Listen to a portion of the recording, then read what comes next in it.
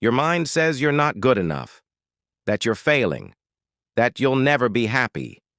But here's the truth. You are not your thoughts. The Stoics knew this. Epictetus said, "You have power over your mind, not outside events."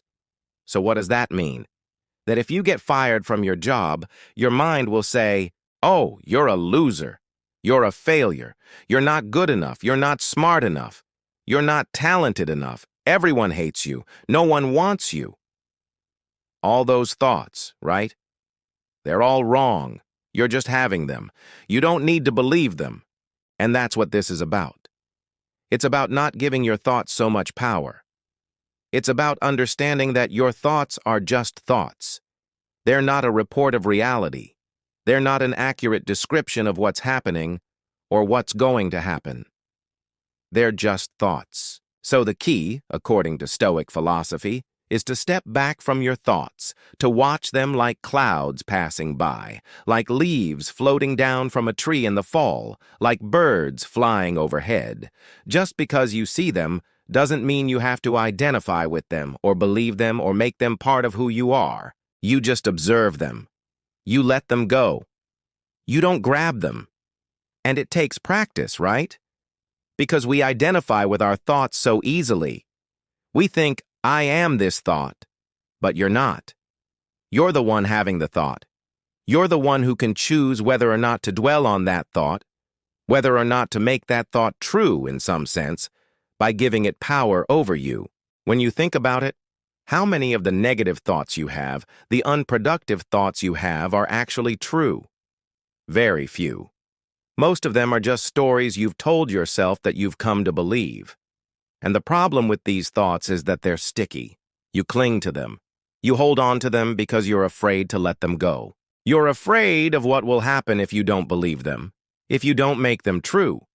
But here's the thing. Letting them go doesn't mean giving up. In fact, it's quite the opposite.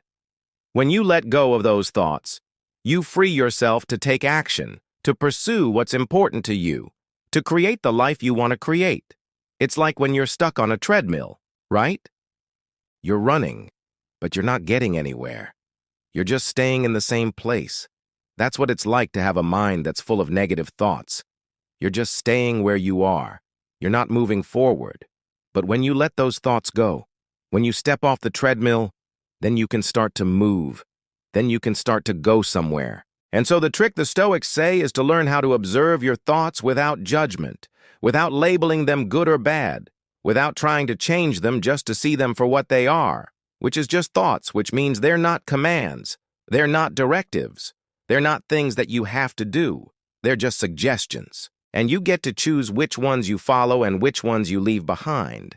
And the more you do this, the more you'll find that your mind is full of peace, full of clarity, full of power. You'll feel like you're in control of your life again. You'll feel like you're no longer at the mercy of your thoughts. And that's when you'll be able to create the kind of life that you want to create, the kind of person that you want to be.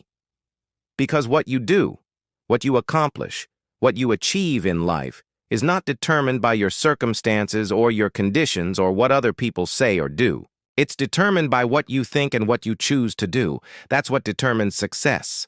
That's what determines happiness. That's what determines fulfillment. And it starts with taking control of your mind, starting today.